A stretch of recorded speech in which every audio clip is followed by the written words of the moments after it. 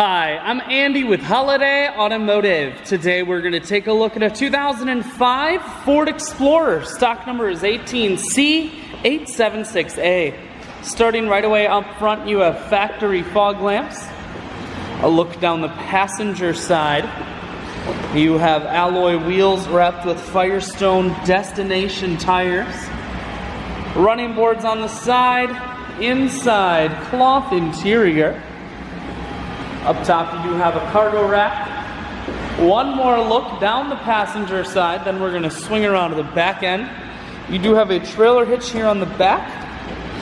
Taking a look in the hatch, there's a 60-40 split on the back seats, so you can fold those down.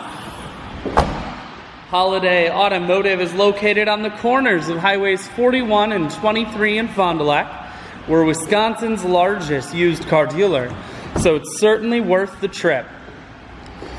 Cruise controls, full stereo, that includes a CD player, four-wheel drive, and your climate controls are here.